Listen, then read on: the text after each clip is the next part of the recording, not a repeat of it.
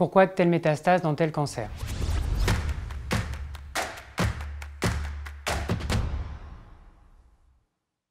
Cette question est importante parce qu'environ la moitié de nos patientes en oncologie vont développer des métastases.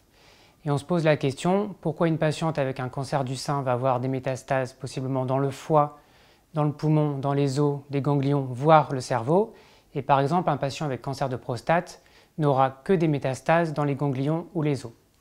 Il y a des explications à cela et je vais vous expliquer les différentes théories qui existent depuis le 19e siècle. Tout d'abord, Stephen Paget, donc un chirurgien britannique, a repris les autopsies d'environ 750 patientes en 1889 et à partir de ces observations, il a pu voir que les patientes avec cancer du sein développaient des métastases dans les ovaires, le foie, les os, mais n'avaient pas de métastases dans la rate. Il a donc décrit la théorie du seed on soil qui dit que le seed, la graine, donc les cellules tumorales, vont aller dans certains organes, the soil, le terreau. Il a donc décrit la distribution aléatoire des métastases. Cette théorie date de 1889. Stephen Paget, c'était le fils de Sir James Paget qui a décrit la maladie de Paget. En 1929, vous avez James Ewing, un anapathe américain, qui a développé une autre théorie, plutôt sur des facteurs mécaniques pour décrire le processus métastatique. Cette théorie a perduré plusieurs décennies et a été remise en cause en 1980 par d'autres anapathes qui ont validé définitivement la théorie de Stephen Paget, la théorie du seed and soil. Et depuis 1980, on reste sur cette théorie du seed and soil pour décrire le processus métastatique. Dans les années 2000, il y a eu beaucoup de revues de la littérature qui ont décrit cette théorie du seed and soil et qui ont décrit les différents mécanismes qui la sous-tendent. Donc, je vais vous décrire succinctement le processus métastatique. Au début, on a la tumeur primitive, donc qui mesure quelques millimètres. Quand, par exemple, on va prendre un cancer du sein, quand il mesure 1 ou 2 mm, vous avez une vascularisation qui se développe avec des facteurs angiogéniques. Et grâce à cette vascularisation, la tumeur va grossir en taille. Ensuite, les cellules tumorales vont se détacher et extravasaser pour aller soit dans les vaisseaux, soit dans la lymphe. Quand elles passent dans les vaisseaux, ce sont ce qu'on appelle les cellules tumorales circulantes. Donc ces cellules qu'on trouve dans le sang, cellules tumorales circulantes, peuvent être détectées par les biopsies liquides qu'on utilise de nos jours en oncologie. Par exemple, pour faire le diagnostic d'un cancer du poumon, on peut détecter des cellules du cancer du poumon dans le sang. Une fois qu'elles sont passées dans le sang, elles vont être captées par les capillaires d'organes à distance et extravasées pour aller dans une niche métastatique et ainsi se développer et faire la métastase. Plusieurs éléments sont donc importants pour ce processus métastatique. Il y a tout d'abord la tumeur primitive et le micro-environnement de la tumeur. Dans une petite tumeur, le micro-environnement va être riche en oxygène et en nutriments. Les cellules ne vont pas métastaser. Quand la tumeur va grossir, il va se développer une hypoxie. Les cellules vont passer dans la transition épithélio-mésenchymateuse qui va leur permettre de migrer et de donner une métastase. Ce qui est aussi important, le deuxième point, c'est la migration, donc qui dépend de cette transition épithélio-mésenchymateuse. Et cette migration va se faire via des crosstalks. Donc ce sont des voies de signalisation, des interactions entre cellules, pour finalement aller dans l'organe où il y a la métastase via des signaux qu'on développera un peu plus tard. Sur l'image que je vous présente, vous avez sur la gauche un TEP scanner. Donc le TEP scanner, c'est une imagerie qu'on utilise beaucoup en oncologie. C'est une sorte de scanner. Donc le patient rentre dans la machine de scanner, on lui injecte du glucose qui va être radiomarqué et les cellules cancéreuses vont capter ce glucose. Plus les cellules se divisent, plus elles vont capter le glucose et plus on va avoir un signal lumineux.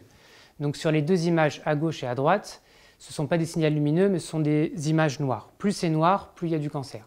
Donc à gauche, vous avez l'image d'un TEP scanner d'une patiente qui a un cancer du sein où on voit 3 petites fixations qui correspondent à l'atteinte ganglionnaire. Ça représente la dissémination lymphatique des cellules tumorales. Donc les cellules tumorales partent du sein et vont aller dans les relais ganglionnaires. Donc vous avez ici ce qui est assez typique, un ganglion axillaire, susclaviculaire et chaîne mammaire interne. Donc ce sont les ganglions qu'on trouve dans les cancers du sein. À droite, c'est toujours un cancer du sein chez une autre patiente.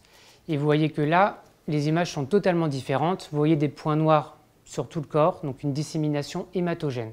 Cette patiente avait un cancer du sein avec des métastases pleurales, pulmonaires, hépatiques, osseuses et cérébrales, qu'on ne voit pas ici car c'est un TEP scanner, donc pas un bon examen pour le cerveau. Donc ça montre bien la distinction entre distribution lymphatique, donc les cellules tumorales se détachent de la tumeur et vont dans les relais ganglionnaires, et la dissémination hématogène. On peut avoir une dissémination hématogène comme ici dans le cancer du sein après une dissémination ganglionnaire, donc d'abord l'atteinte ganglionnaire puis la dissémination hématogène, et dans certains cancers, on a exclusivement une dissémination hématogène, ce qui est décrit par exemple dans les sarcomes, où ils ne vont pas avoir d'atteinte ganglionnaire, mais directement des métastases. Donc les cellules tumorales vont aller dans les vaisseaux pour aller dans les organes à distance. Une autre illustration des interactions qu'il existe entre les cellules tumorales et le site métastatique. Donc vous voyez que c'est beaucoup plus compliqué que ce que je vous ai décrit. On peut avoir plein de ce qu'on appelle crosstalk, donc des interactions entre cellules et autres cellules, des voies de signalisation différentes, des chémokines, des facteurs angiogéniques, et toutes ces interactions sont différentes entre les sites métastatiques. Donc ça explique par exemple, pour le cancer de prostate, il va y avoir différents signaux qui vont faire que les cellules tumorales vont aller dans les os. Ce qui est différent d'autres cancers, par exemple les sarcomes, où vous pouvez avoir des métastases pulmonaires, donc ce qui est lié à différentes interactions. Pour conclure, tout ça a été représenté schématiquement, mais c'est encore un peu plus compliqué. Donc je vous ai dit que certains cancers vont donner des métastases dans certains organes, typiquement j'ai pris l'exemple du sein, et d'autres cancers, la prostate, vont donner des métastases dans les os et les ganglions. Mais parfois pour un même cancer, donc c'est l'illustration que je vous présente ici, le cancer du sein, il y a plusieurs types de cancers du sein avec des sites métastatiques différents. Vous avez à gauche les pourcentages de distribution des métastases dans le cancer du sein et à droite le pourcentage de distribution dans les différents organes en fonction du sous-type du cancer du sein. On peut avoir des cancers du sein hormonodépendants, qu'on appelle lumino-RH+, des cancers du sein triple négatifs et des cancers du sein HER2. Et en fonction de ces sous-types, la distribution des métastases est différente. Vous aurez plus de métastases cérébrales dans un cancer du sein triple négatif ou HER2 que dans un cancer du sein hormonodépendant, et inversement, on aura plus de métastases osseuses dans un cancer du sein hormonodépendant.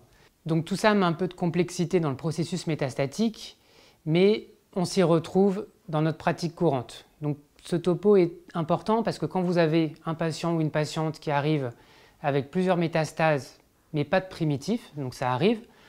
Maintenant, on a plein d'examens, TEP scanner, scanner, donc on retrouve le primitif dans la quasi-totalité des cas. Ce qu'on appelle les cancers de primitifs inconnus sont très rares, ce qu'on retrouvait avant dans les autopsies. Mais avant de faire ces TEP scanner, scanner, on peut avoir une orientation sur le primitif, notamment avec les sites métastatiques. Donc typiquement, un patient avec des métastases osseuses et ganglionnaires qui a 60 ans, on saura qu'il a un cancer de prostate, il suffit de faire le PSA. Donc en résumé, et pour clore le topo, je vous ai décrit le processus métastatique, toutes les interactions qui sous-tendent ça, mais ce qui reste partie prenante de notre pratique, c'est la clinique. Donc un patient qui a des métastases osseuses ganglionnaires, on fait le toucher rectal, on trouve le cancer de prostate. Une patiente qui a des métastases au foie, à l'os, on palpe les seins et on trouve le cancer du sein. Donc c'est pour vous dire que la clinique reste primordiale et nous permet de trouver le cancer primitif à partir des sites métastatiques.